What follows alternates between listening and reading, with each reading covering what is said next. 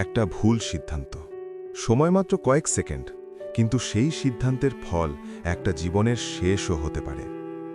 আজ যারা জেলে, আজ যারা কবরস্থানে, আজ যারা পঙ্গু জীবন নিয়ে বেঁচে আছে, তাদের বেশিরভাগই একদিন ভেবেছিল কিছু হবে না। আজকের ভিডিওটা কোনো গল্প না, এটা আমাদের সবার জন্য একটি সতর্কবার্তা। একটা ভুল সিদ্ধান্ত কিভাবে পুরো জীবন ধ্বংস করে দেয়, আজ সেটাই বলবো। প্রিয় দর্শক, আসসালামু আলাইকুম। মানুষ জীবনে অসংখ্য সিদ্ধান্ত নেয়, কিছু সিদ্ধান্ত ছোট, কিছু সিদ্ধান্ত বড়, কিন্তু আসল সমস্যা হলো আমরা বুঝতেই পারি না কোন সিদ্ধান্তটা আমাদের জীবনটাই বদলে দেবে। একটা ছেলে, সাধারণ জীবন, কোনো বড় অপরাধী না, একদিন রাগের মাথায় একটা ভুল সিদ্ধান্ত নিল। ভাবল, আমি তো ঠিকই আছি, আমার কিছু হবে না। কিন্তু সেই এক মুহূর্তের সিদ্ধান্ত তার পুরো জীবনটাই বদলে দিল। আজ সে আর আগের মানুষ না। আর এই গল্পটা শুধু একজনের না, এটা আমাদের সবার গল্প। আমরা সিদ্ধান্ত নেই রাগের সময়, আবেগের সময়, বন্ধুর কথায়, চাপের মধ্যে। কিন্তু ইসলাম আমাদের এখানে খুব স্পষ্টভাবে সতর্ক করেছে। রাসূল সাল্লাল্লাহু আলাইহি ওয়াসাল্লাম বলেছেন, ধীরতা আল্লাহর পক্ষ থেকে, আর তাড়াহুড়া শয়তানের পক্ষ থেকে।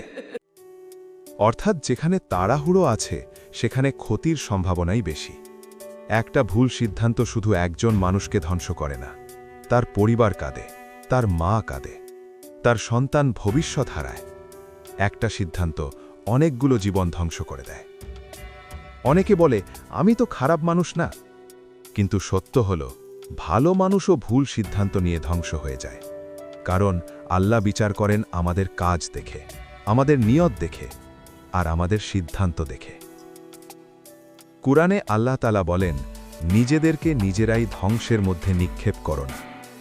সূরা বাকারা। ভুল সিদ্ধান্ত মানে নিজের হাতেই নিজের ক্ষতি করা। আজ সমাজে আমরা যা দেখি, মারামারি, হিংসা, সহিংসতা, অপরাধ, এসবের পেছনে বেশিরভাগ সময়ই থাকে একটা ভুল সিদ্ধান্ত, যেটা না নিলেই সব ঠিক থাকত। বুদ্ধিমান সে নয় যে কখনো ভুল করে না, বুদ্ধিমান সে যে সিদ্ধান্ত নেবার আগে থামে, একটু ভাবে, আল্লাহকে স্মরণ করে। সিদ্ধান্ত নেবার আগে নিজেকে এই 3টে প্রশ্ন করুন।